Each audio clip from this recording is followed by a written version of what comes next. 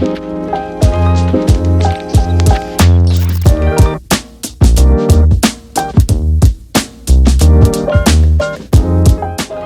back to the Flip Side. Today we have a special guest here. We've been mentioning a little bit in our previous podcast. So let me introduce you to Denise. Hello, Denise. Hi. So she's an interior designer, and today we're going to be talking about the different trends in homes. So we wanted to bring her to ask her some questions, the latest trends, and if you have any questions, we're going to be mentioning it here. And first, let's do a little intro. Yeah, that'd be good. So Denise, tell us a little bit about yourself. Tell us first of all, how long you've been doing interior designers? How long we know her? Oh wait, I can't do that math. You guys are gonna give away that I'm turning 40 this year, real fast. She's turning 40 this year. Yes, it's a good year. So I'm very excited for this year.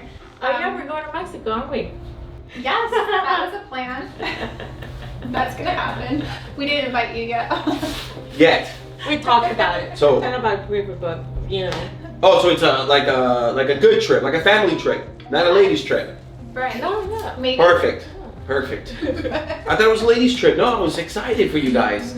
So I met Juan when I first moved. I'm helping you out here. Yeah. When I first moved to Florida, I was fortunate enough to identify that I was passionate about interior design right in high school and went right to college. And then after college, graduated and moved back to Connecticut. Studied and worked in Connecticut for several years, and then got like antsy and felt like I kind of conquered New England and was always drawn back to the Florida atmosphere, like the sunshine and being outdoors in the warmth more often. So I moved back to Florida because I went to college in Florida. So when I first came to Florida is when I met Juan. And after a few years of knowing you and like learning the areas, Dunedin and Clearwater Beach and Safety Harbor, I was inspired when I saw that you started this venture with Flip and Rustic. And I remember going out to like the walks, like Safety Harbor and Dunedin, do like their walks throughout the month, like one weekend a month, and seeing you socialize and introduce all these strangers to your new company, and that was so inspiring that I remember sitting at like a cute little cafe. I think we were ordering like barbecue sandwiches, and you were telling the waitress and the bartender and the owner of the restaurant, like, follow me and this is my company, and just like the passion, like, I'm gonna do this. Mm-hmm. That was exciting. And then I think we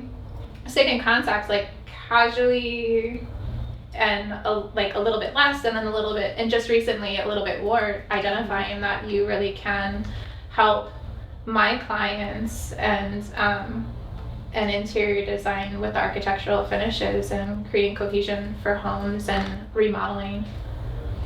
That was cheap. That's good. Nailed it. Yeah. Yeah. It's been a long time. So it's been. So how long you been in Florida now? Oh, Like stationed there? I moved here twice. Yes, but now I'm just saying, like, well, the first time you moved, I know you moved, and then you guys went 3 times because you went back to Connecticut. So, all joking aside, I moved here I came to Florida 3 times for college. So, born in Connecticut, came here for college to Fort Lauderdale, the other coast, in different real estate. Went back to Connecticut. When I was 21, I took a long vacation to Tampa, and then went down the Clearwater Bridge, then Clearwater Beach Bridge, then the Skyway Bridge, Siesta Key, and I was like, this is life. So moved here then. Then I had my 2 boys and thought that I wanted to bring them back to like the Connecticut family school system. So how old, you got 3. Mm-hmm. So how old is your oldest? I have a teenager. Does anybody have advice? It doesn't come with a manual. They don't come with a manual. They definitely don't come with a manual. So he's a teenager. Mm-hmm. Then you have Aries. No, Aries is smallest. No. So Xander. Xander, Arthur's the Aries, smallest. and Arthur, yeah. And then I said the tall ones and the little one. Yeah, he's still cute. He's big. He's like this big. So Sandra's a teenager. Actually, I was at the hospital when you were having Sandra. Yes. Oh my gosh. Yes. Yeah. Yes. Yes. Wow. I was there. Yeah, I And was you there. I was started- running. I remember we were on Gulf Debate trying to head out to the hospital. We got there, and so that's pretty much.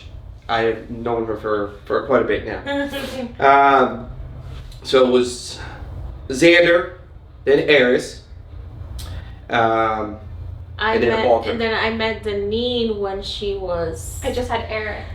You had. Eris. Eric Yeah, was you just little. had Eris. And I was trying to keep him from like running into the ocean. Mhm. And we went to Connecticut one time to visit. Yes, we did take that trip to Connecticut. That And was beautiful. I was excited when you came because Juan said that you liked art and architecture. So I was like, I will drive her through the You mountains. took us. And we through did. Yale, And we did. Yeah. Yeah, we did. Just like We did. look out the window at the buildings. And Yeah, I remember you. It took us is. all- Connecticut is It was beautiful. It was pretty. Yeah, it was really Very, pretty. very.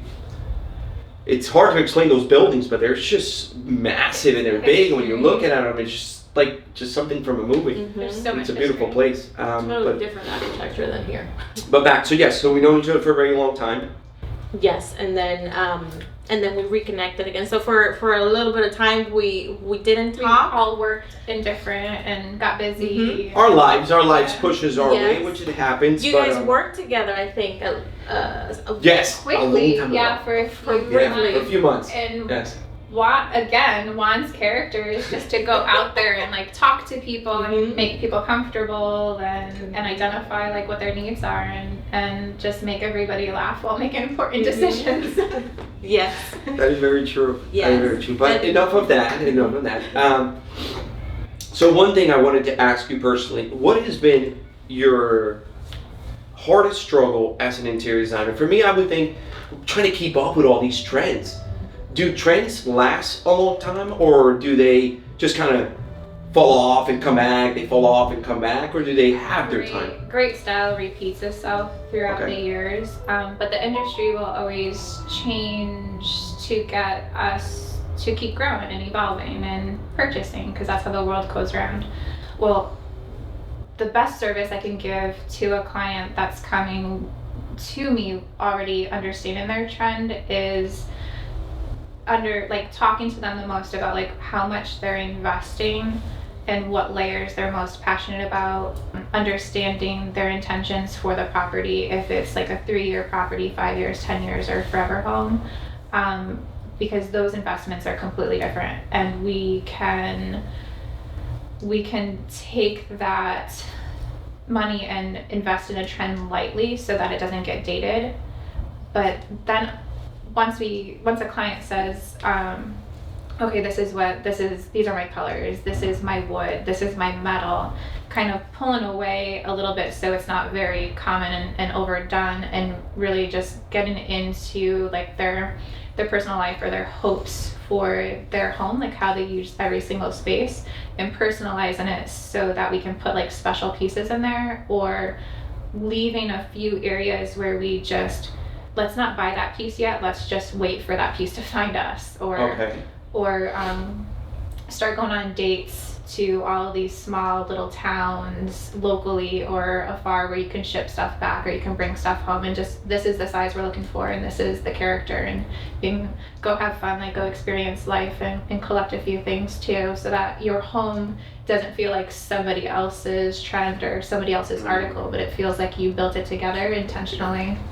That's nice. When somebody comes to you and they have no idea what they're doing, how they're doing it, when they're going to do it, it's finding that right, What they want. what they want, basically, like actually nailing it at the end. Because a lot of the times, you're like, when I go to a customer's house myself and they're explaining to me like, I want this, I want this, I want this, I want this, I want this, I want this, and like, you're not sure what you want. So it's hard for us as professionals to try to deliver something that the customer doesn't even want. And a lot of times, I'm not gonna say always, but a lot of the times we nail it, you know what I mean? We're good at what we do. But I think that's the most difficult thing, is just trying to get in their mind and try to figure out exactly what it is they want, and then putting it into out there, because all we do is artwork. If you look at it, at the end of the day, our stuff is artwork. I think her job is really, really hard. Like, I find that, like, really, really hard to, like, convince them, you know, to like something or to figure out what is it that they want, because maybe they don't know what they want, but they know what they don't want. So it's, I don't know, it's kind of I difficult. could say don't underestimate how many conversations you need to have with a client before you actually start working for them. You have to, like, somebody can come to the table with a folder full or a phone full now, and I'm like, please airdrop that to me. that too. Or someone can come to the table and say, I have no idea, just do whatever you want. Tell me, what do you like? Like, asking me what I like. I'm like, no, what do you like? You have to talk and ask so many questions and peel away the layers and just really, like, dig deeper into how somebody uses a space every day. Who uses that room every night versus when you have company over, who do you invite over? What are you doing? Is everybody moving around, like watching a sporting event, joking around and a lot of laughter? Or is it like a more intimate, you love to cook and set a table for 8 to 10 people? Like, really digging and peeling away the layers so that they can figure out what they need. And you pull away the adjectives, and you pull away when their face lights up over, like, a certain topic, or you notice when they kind of, like, hide from a question, and because it's something that, like, they personally want to work on, or they think that they might be embarrassed about, as far as, like, how they use a space or how they don't use a space, or they have a hard time keeping this area clean or tidy. Do you need hidden storage or visible storage? So, like, there's just, the initial design consultations, I think some clients just expect you to show them and talk magic to them, but it's like, this is what I want to do for you, but it's actually pulling away all of their needs.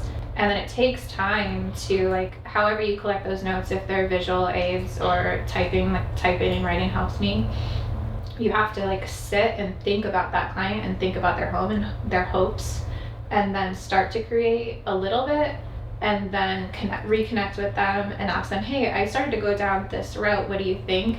And then take that reaction, like they love it, or they say, actually, no, since you posed that question, I've been thinking about what I actually want to do is. So you don't end up designing off of an initial consultation because they answered quickly or they answered how they thought they should answer, but you made them go back home and, like, walk through this space again and think about it differently. Like, oh, you know what? I do hide stuff in this corner. And I think that when you really don't underestimate how many times you need to talk to somebody before you design or work for somebody.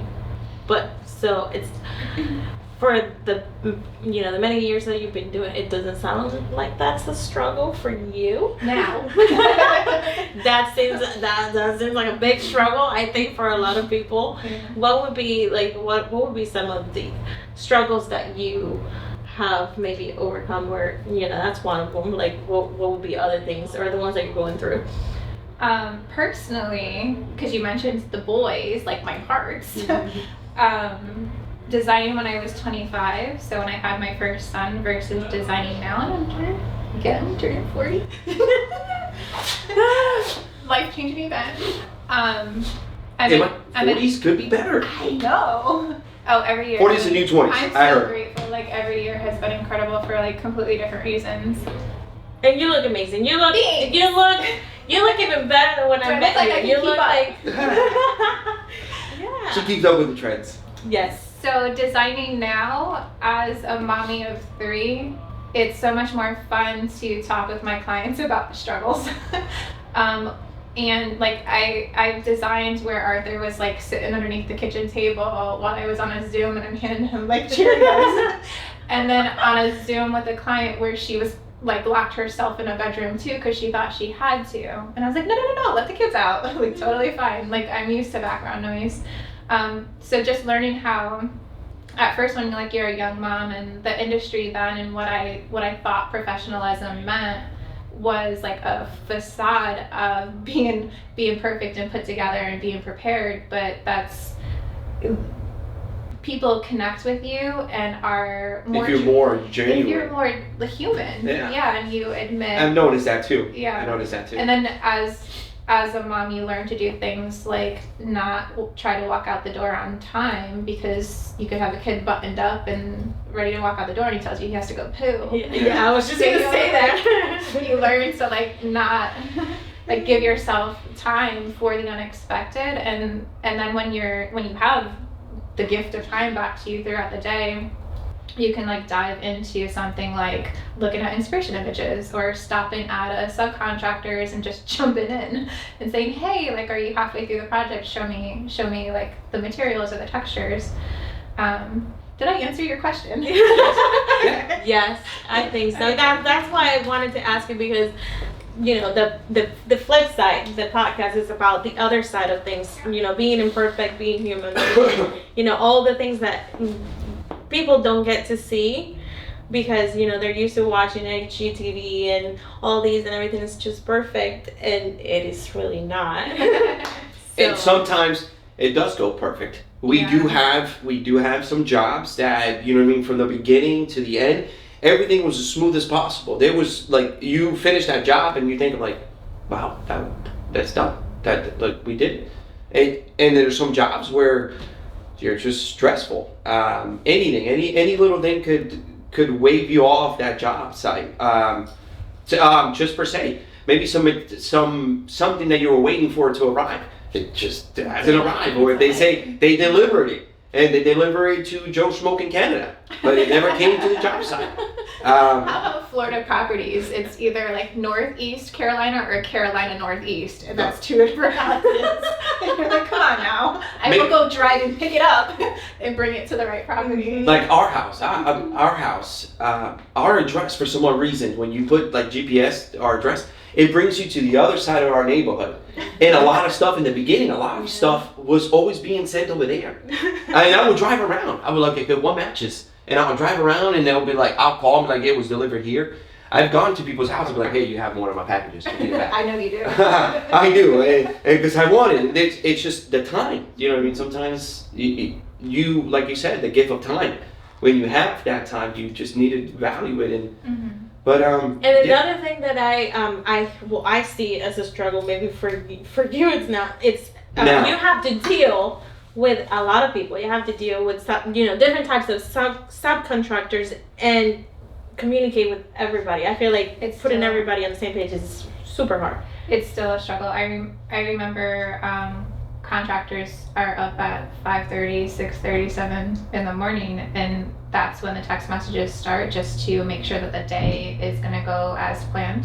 And subcontractors, so interior design and remodeling, I like to say, is like an orchestra. You have to stay connected with so many different people, and if one person is sick or one material doesn't show in a truck for some reason, like all these natural disaster reasons, you have to like reorchestrate and realign people, and some men can't do their craft unless if one man perfects his craft. So it's just like this snowball effect. And when we're talking about clients and budgets, when you are working for different clients and they have completely different budgets, those are different contractors, because they'll invest in different. Some people will do like less wood but want gorgeous handles, or quality wood with no handles. Like you distribute the money differently, so you have different contractors for different reasons. So do you have like I love your style, but what about when you get somebody that wants like a different style that you're not used to? Like, what do you do? That's happened.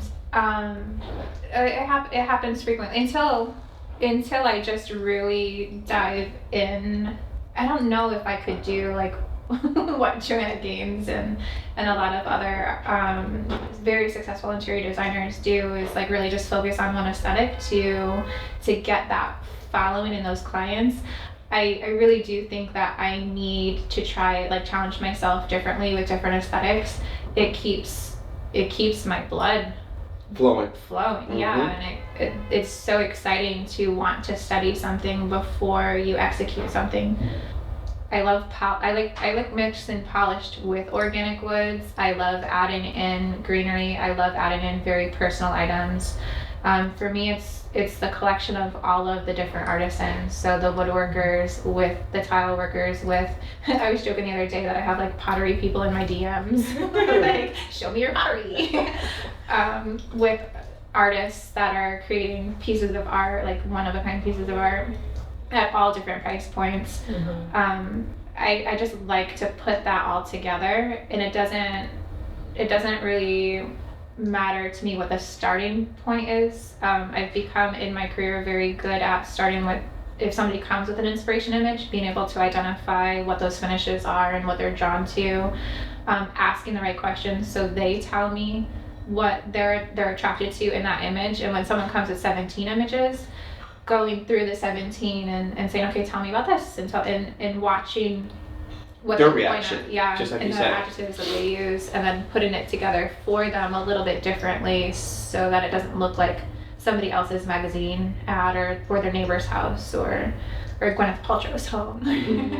I mean, we're using her kitchen as an inspiration for fluted marble. I was just shopping for that the other day, so. That's gonna be pretty. Yeah. Yes. So let's talk about the different trends that you have seen, or that you think are, Are seem leaving pop up or- a little bit more, or and And the so, ones yeah, that the ones that are leaving, or the ones that you think are. It was fun. I because I follow you and I love to see what you guys are doing. I was reading your blog, and the first one I remember is bold colors, like actually having clients not doing like white on white in all of the rooms and the kitchens and the bathrooms, but deciding to just really go into a bold, sexy black, which is my favorite. I have another client that I fell in love with her project when she told me that her passion color was like this olivey, dusty green, but it was high polish. So you got like the best of both worlds, like a moody green and then a nice sheen on top. So it was cleaner. I've seen like a pop of, so now it's more moody colors and the blacks and the darks and all those colors. Very That's what I've sad, seen. like a bold statement, like this is me, like I'm not scared of what the industry says 5 or 10 years from now. Like I'm doing this right now, and I believe in my future that if I get tired of this, which isn't likely, but I'll modify it and I'll adjust it, and I'm not scared of remodeling. Like you just I'm finding clients who are just in that comfort zone that they're like, this is me, let's do this. And it will be, for the two clients that come to mind, when we invested in black, it was on a fireplace wall, and then it was going up the staircase, and then it was in the master bathroom, the back wall. So it's just 3 very significant statements, but not the kitchen. So if you think about the value of a home, the kitchen is the most expensive, and then the master bathroom, and then you can work off of there. But if you ever needed to update a few areas and change the trend or change the color that you're passionate about, or the finish or the texture, it's not in your kitchen. And that's the architectural finishes. And then in other rooms, like a powder bathroom, you can do, so we did black, black, and black on opposite sides of the house and one right in the middle. But in a powder bathroom, you can do wallpaper. And in a guest bathroom, you can do a tile in black. So just really being cohesive and bringing that color through each space, but on a different element or a different layer. In another room, it can be a black rug.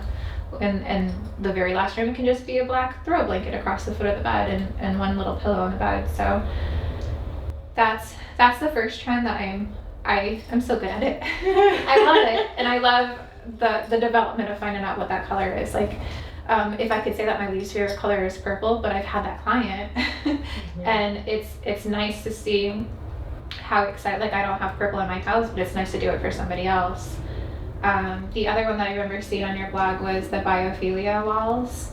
That one is like so close to home for me.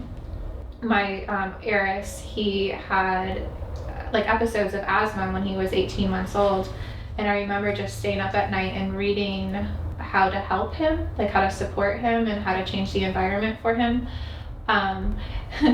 And I remember waking up at like 2 o'clock in the morning and walking across the house just to go check him to see if he was breathing how he needed to. So that's helped me with clients. When Aries was little, right? Yeah. So that was a few years back. Yeah.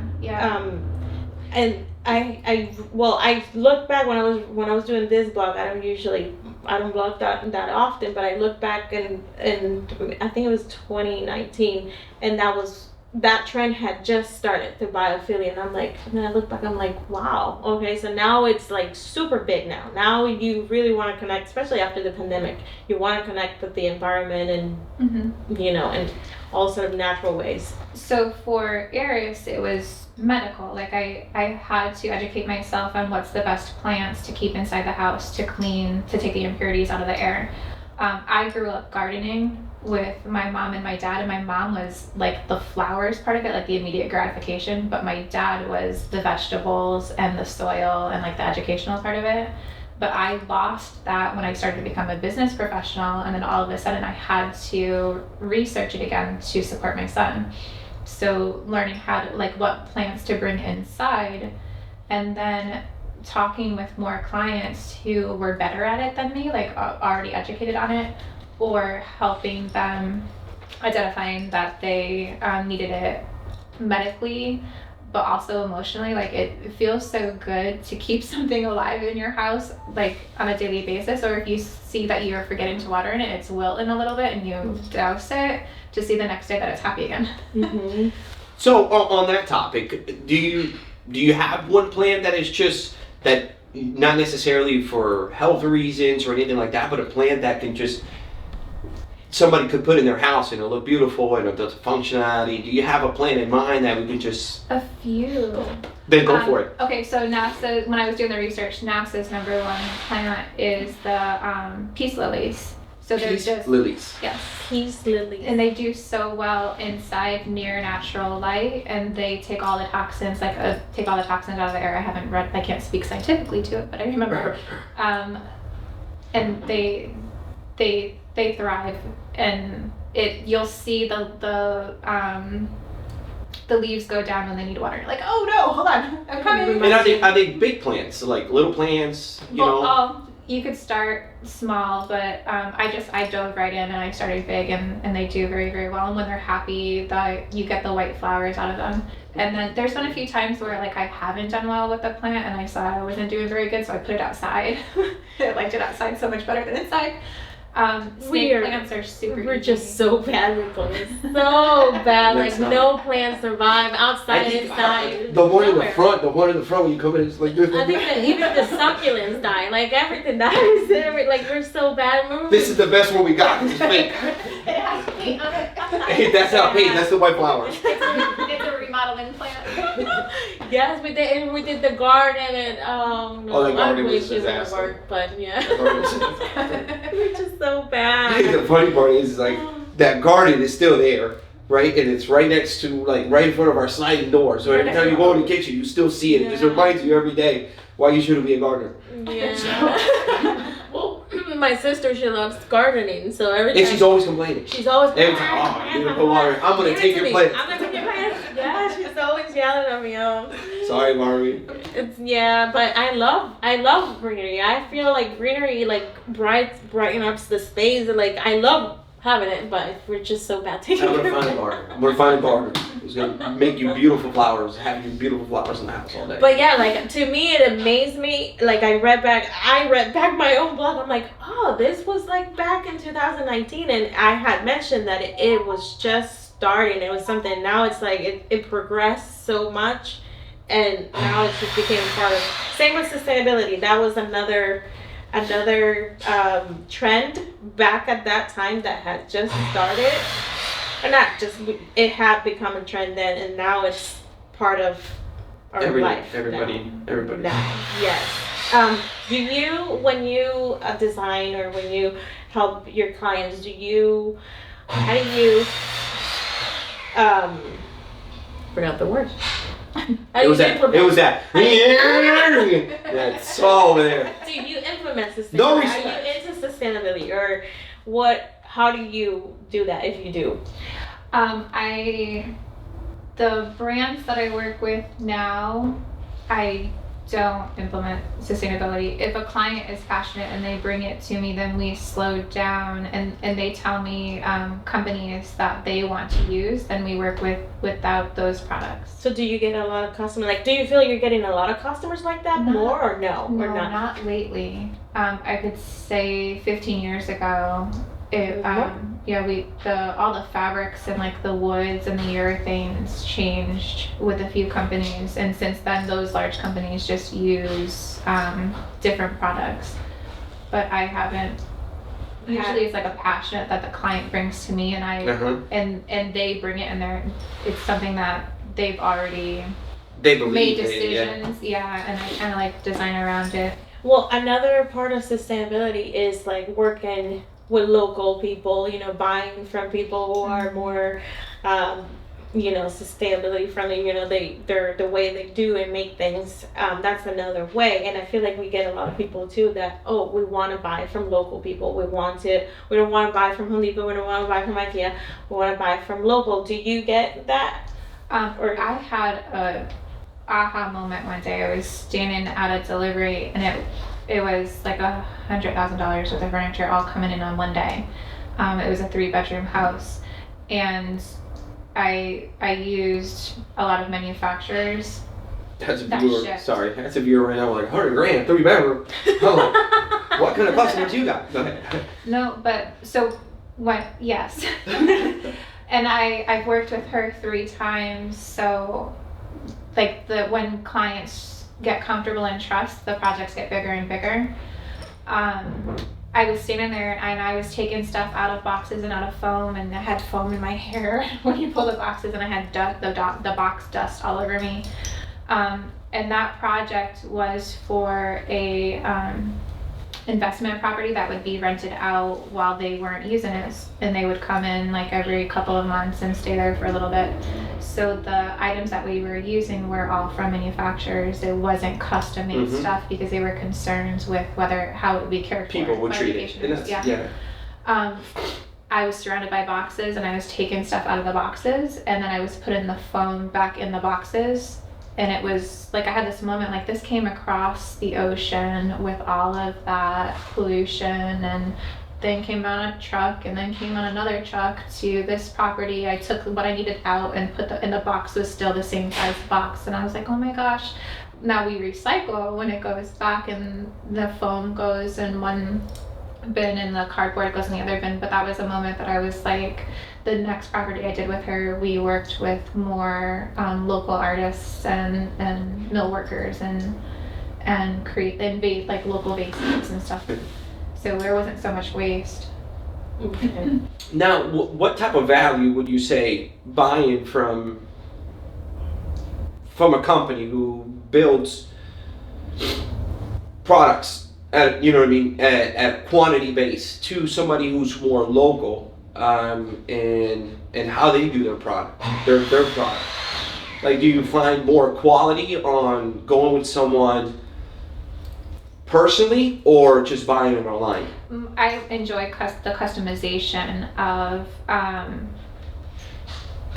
so in a living room or a dining room or an office, I'm tidy, and I feel like everything has its place, and if there's not a place for it, then you need to purge something to bring something else in. So I love like working with customization and everything, like what kind of storage do you need? Do you need cupboards, do you need cabinets, or do you need open shelves so that you see the stuff and you're like inspired by the stuff because you see it?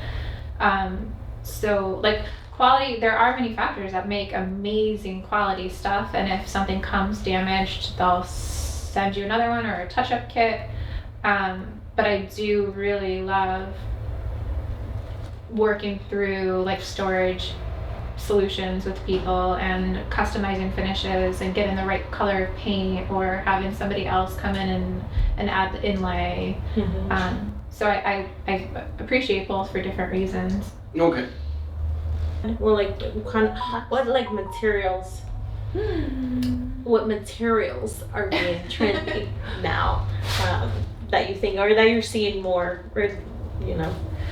So Florida when I say that I designed in Connecticut, New York, Massachusetts, Jersey, Rhode Island, and then moved to Florida. When I moved to Florida, there's so many more like beachy woods and organic woods and raw, because you're bringing the sand in, or you're coming down here to vacation and open your home to several people and have a good time.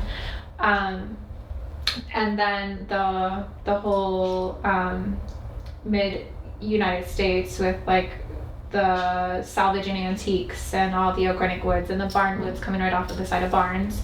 So I feel like there was a good run of recycled woods and beachy woods and organic woods, and now I'm seeing that those are still small elements in a room to soften up more like polished stains, or where you see the natural perfections of the wood, but then you're like urethane over the top and giving it like a little bit more of a luxe sheen to it. With fabrics, we're definitely all companies are in love and adapting the boucle and melange weaves, velvets. That you have to be careful what you put it on, how it's loved or how it's used, unless if you love like that vintage like crushed velvet look. Wools, so all different, like just I'm so happy that nobody's like microfiber was a thing when I first started designing. I was gonna ask you, like, what's one thing that went away? Yes. So relieved that that's like The microfiber. yeah. And then I was like at that point in my career that I was learning about all the different textiles, and then I was having children myself, and I was like, but you can see everything. Like, I'd rather use like a great like a destroyed leather and just let them to continue to destroy it. And 2 years ago. Excuse me, I gotta step out real quick. But I do want to ask you a question before I head out, and you can answer to Veronica. But you've mentioned that you were in Connecticut, you were in Florida. How different are those styles in decorating wise? Like up north, I'm sure more warm. I was just gonna ask that, like what the difference. I'm pretty sure she's. And here is more beachy, more relaxed. But like, do you feel like they both can connect? Like the trend is general, or it's more. There's different. You'll find different like fabrics or smaller elements will be different in each state. So in Connecticut, there's a lot of antiques. There's just a lot of culture and of tradition up there, and like passed down pieces that have a lot of value, sentimental, or the quality of the artisan from several years ago and passed down. I used to joke that when I worked in Connecticut, there would be lake houses, beach houses, that those are two completely different patterns and textures at a lake house or a beach house. In Florida, it's completely different too. And I think like a lot of clients have vacation homes or choose to vacation now in B&Bs that don't feel like a hotel, that feel more like the environment and like the cute little cafes that you go out when you're on vacation. So the fabrics and the textures are different, but I can say that in customizing like millwork, it's probably very, very similar. It's the smaller details that will like hone in on the personality and the environment, or like the handles on the cabinetry. Okay. So I'll let you guys be. They need me out in the shop real quick. So Be careful. if I come back like this, don't worry. And he's bringing espresso with him. Well, I was gonna give you guys a shot first. We'll wait it up. Thank you. And today it's like what, like 49 degrees? Yeah. Like where'd Florida go? I want Florida back. Alexa lied to me yesterday. She told me it was going to be 58, and I got outside all bundled up, and it was 72. And I was like, wait a second. No. Yesterday? Yeah. I was wondering if she's like, Arthur got her on the Celsius or something. Because he argues with her. No, what I was asking is if in cabinets, like I felt like a few years back, or maybe a year ago, we were asking more for painted cabinets, and now like the natural wood is coming back, like stained wood. Like I want to see the. So when we started back in 2016, that was the thing. I want to see the grain. I want to see the imperfections, the wood, blah blah blah, stain.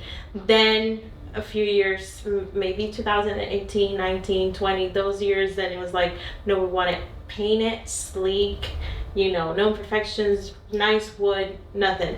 And now it's like a mix of both. Yeah. I want this, but then maybe the top that shows some grain or some stain or some.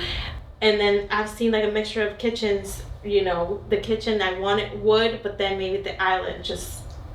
So maybe, I don't know, I want to just get you're spot on.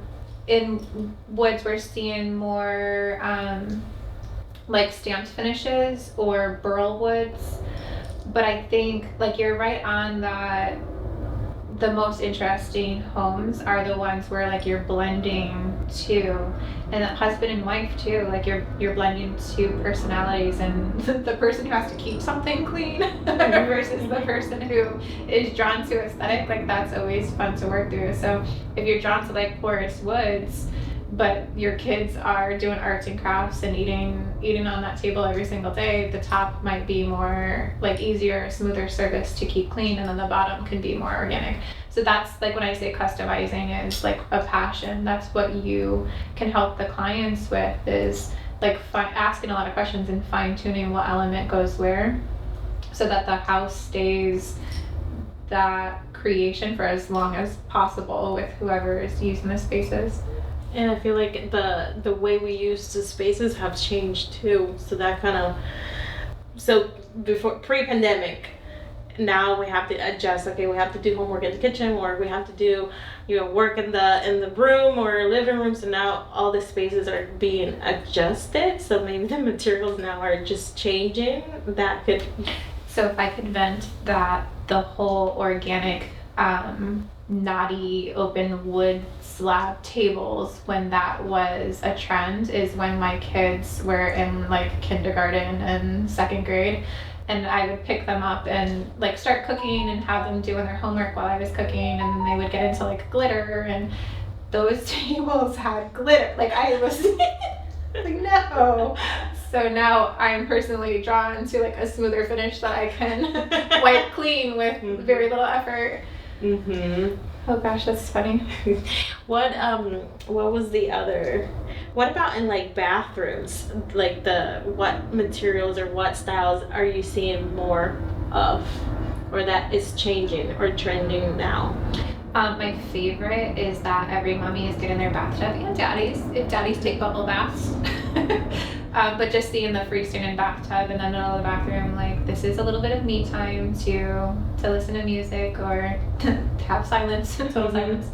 But again, to say that whatever the kitchen trend is, you also want there to be cohesion to the primary bathroom, so that on opposite ends of the house that you feel like harmonious from one space to the next. And it doesn't have to be like, you can mix woods and mix the scale of tiles, or have an accent. The easiest to kind of dive into having a little bit of personality is when the toilet is like a toilet room, is having like a pop of color or a texture in there, so you can like close the door for privacy and just see like a little pop of color in there, or a different tile wallpaper theme. Yeah, I've seen that's another thing that I've seen more, like wallpaper. It's a big thing now. Like we're seeing more wallpaper everywhere. And both in kitchens and bathrooms, is the kitchens is oversized cabinets, like almost pantry sized doors, instead of having several little cabinets that you have to like open, and open floating shelves, so you can see some of your like your everyday glassware is very accessible and nice and clean and all in color displayed. And yes, I've noticed that too. And then also the millwork, but like wall paneling, accent walls. Like you sent us a few customer of yours that wanted custom millwork, and we've been getting a lot of inquiries for wainscoting or floor to ceiling, anything, or geometric walls, like all kinds of wood paneling. Now it's a thing. Before it was shiplap. So now it's but rustic shiplap, or they wanted the stress, they want it or all white, and now it's like bold colors or more sleek or sleeker, right? Yeah, I heard you guys talking about wallpaper, which I had a question about wallpaper. Because wallpaper is old. Like you somebody would think automatically wallpaper and be like, oh my god, 80s, 70s. Grandma, yeah, somebody's house. Or like with a spray bottle and a razor trying to get all that crap out. If you've ever had to scrape off wallpaper is when you'll get someone make that face like wallpaper. But So they what has have changed? like new stuff, right? Like we put wallpaper in Mateo's room, and I felt like it came off quick. Yeah, there's different adhesives now, and just peeling, very good quality peeling sticks too. So like wallpaper wise, and do you like flat wallpaper with texture? I noticed a lot of our customers, they already have it in their home, but the wallpaper that it's super sleek, like it'll look like a gator scan or something, Yeah. which is just very bold, very creative.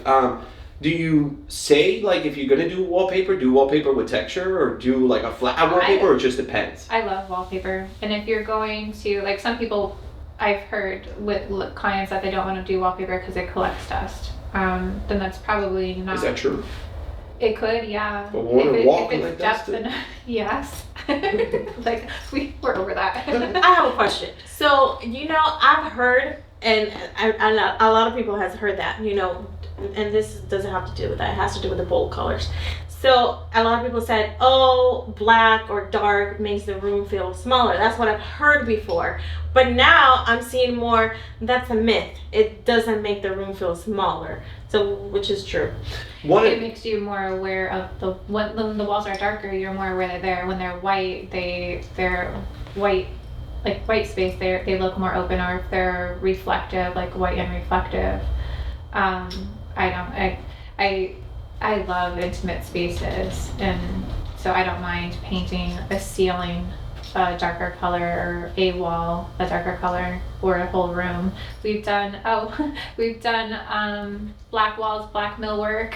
Yeah, and at first you don't see, like, when we're working with you or for you, I don't see your vision there. You know what I mean? You direct us to where we need to go, but when it's done, you're just like, wow. Just like the other day, we went one of the customers that we worked on for you, and everything was already done. Everything, all our millwork, everything, all your design aspect of it. And when I went in the house, when we first got there was nothing there in that house. And then little by little, you've been adding stuff. But I did get a chance to see it the other day, completely finished, and it was absolutely stunning. Like, Beautiful. There's just no words to describe like a home without you and then a home with you. It's just completely different. Tell my 14-year-old that. You gotta leave them alone. They own that house. They own that. I like begging him to hang out with me. Aww. But no, it's fun. And then seeing all your stuff come together, it's just breathtaking. It's just you do need skills. It's simple as that. You know what I mean? Some people say, oh, you know what I mean? Yeah, you know what I mean? We've been doing this for a very long time. We know what we're doing. So it didn't necessarily mean that it's easy. You know what I mean? We just came across a lot of problems, and then we've solved them. But seeing the finished work is just the best feeling you can get. Yeah. Because sometimes you doubt yourself. You know what I mean? Like, oh, is this going to work? And then when everything's put in place, you're like, damn, I did it. And you're amazing. Your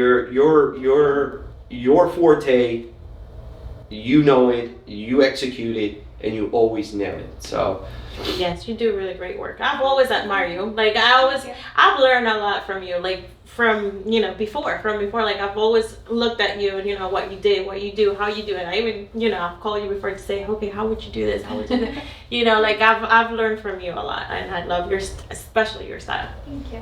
And then one thing is good, having resources where you guys can shoot ideas off helps, because sometimes like we get stuck, and like Veronica said, she's called her before for advice, vice versa. We do have, not Mexico anymore where we're going now husbands are coming, but we have like girly get-togethers where it's just a dining room table full of several designers that are in different niches of the industry, and we all call each other, and that's incredible. Like to hear that, okay, I hit a wall. Have you ever encountered this? How did you solve it? Who can I call? What can I do?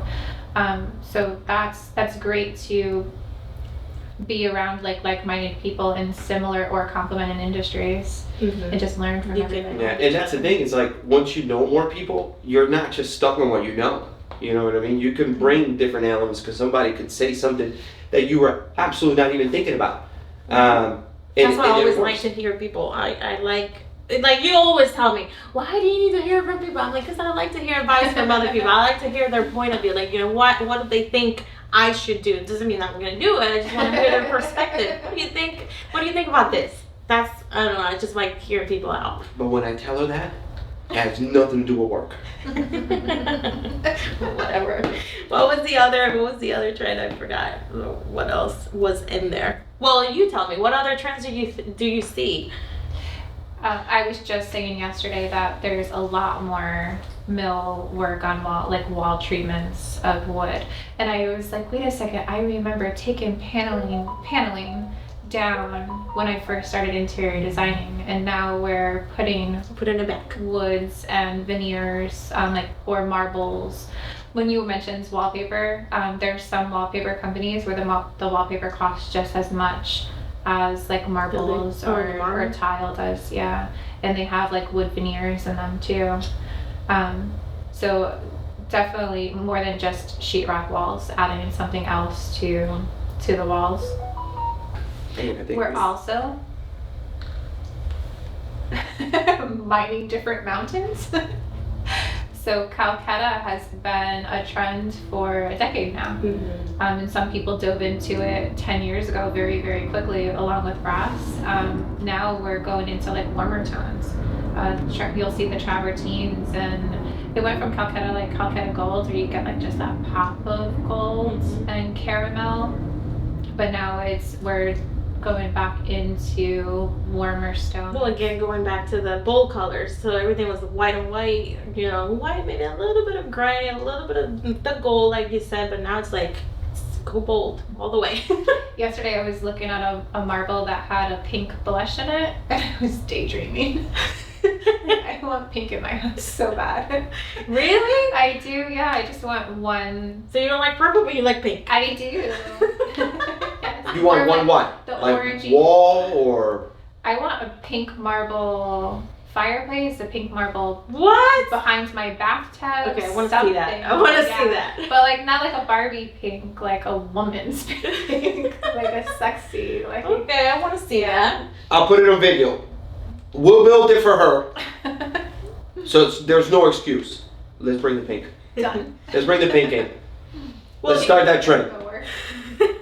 The final, well, it was just the top 5 that I had, but the final one was the luxury look. That is becoming trendier now. I mean, that was always one style, but now like even the rustic style, it's becoming luxurious. How do you say that?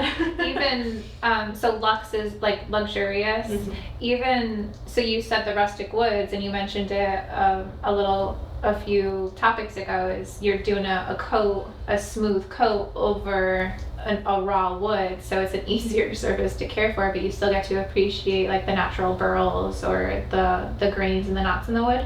And concrete. So concrete was very porous, grainy, tough material, matte, and now it's smooth, like sanded, smoother. So we're still using the same elements, just with a luxe finish over the top of it, shinier, or it's more with the luxe touch. And concrete is beautiful. If you know how to use concrete is beautiful. Yeah. If you know where to put it, how to put it, it's you cover the concrete here, one of the concrete, and you put this laminate.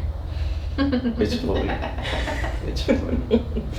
But yes, so everything I've noticed, it has a little bit of that luxe touch. And your style is, I feel like it's always been like that. It's rustic, or like you said, you incorporate the organic and then the luxe all together. I feel like I work for a lot of I like to identify like who has to keep it.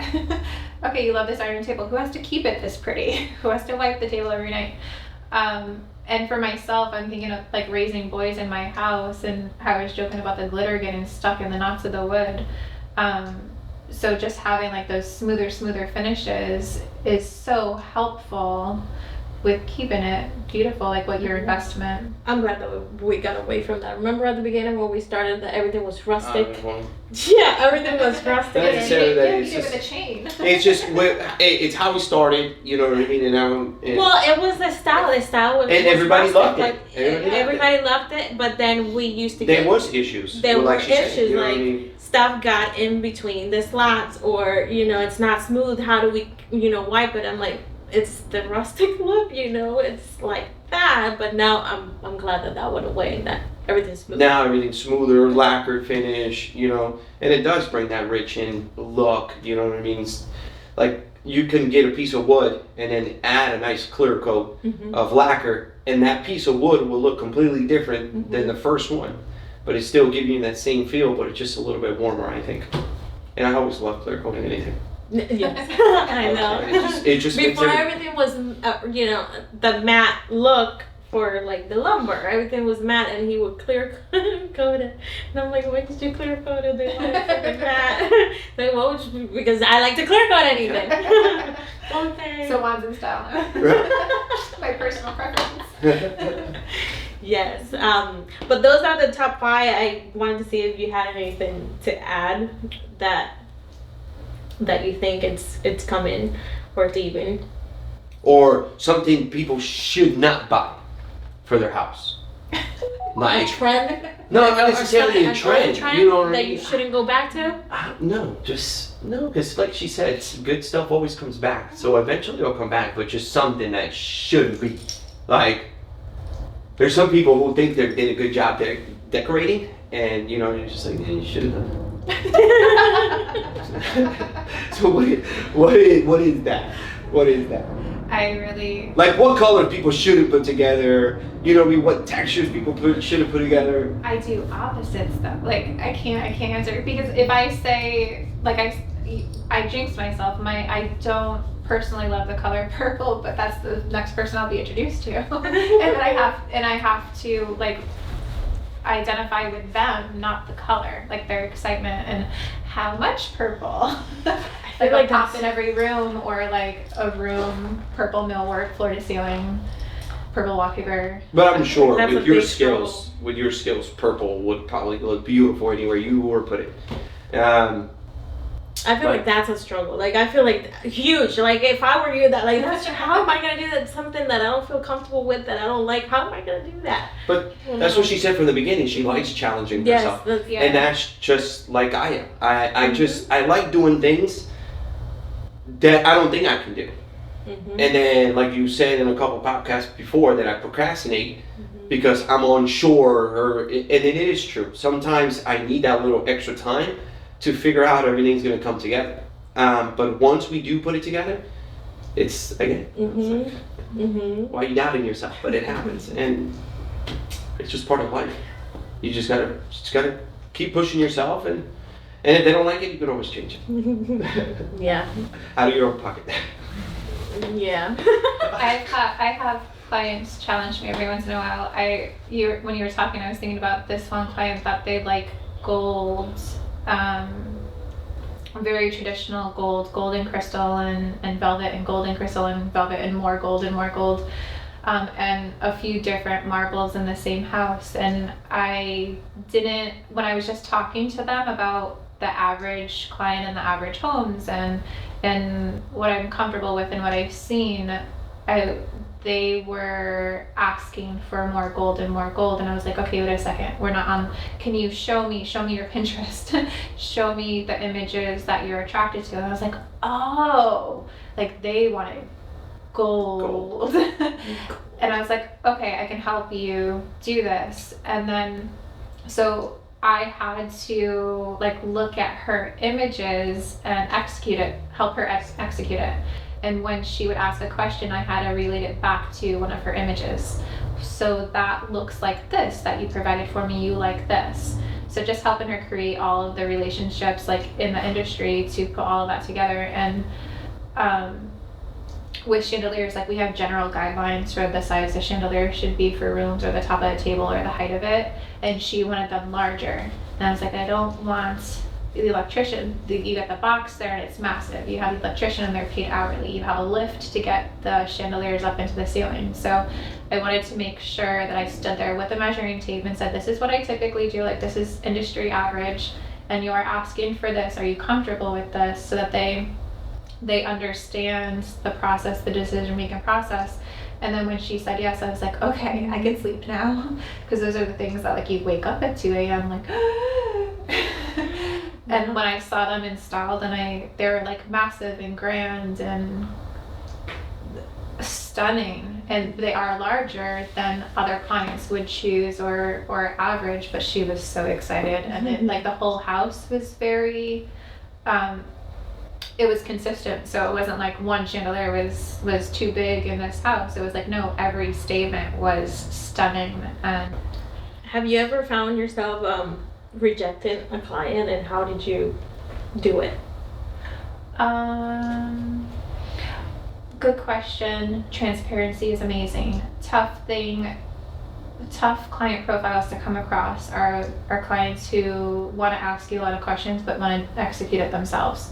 So, and that's why I say, like, don't underestimate the initial design consultation with somebody to identify that they're paying you hourly for your reaction, your statements, your gut reaction in a space, that they actually don't want to continue to pay you, or they don't want you to design it. They want your advice because they want to do it themselves, or they love, like, some clients just love to shop. Like, they will go to work, they're like 9 to 5, and then after work and on the weekends just want to go retail shopping and put a room together themselves. So that's where, like, I've had design consultations where I've identified that it would be a short relationship because they wanted my opinion.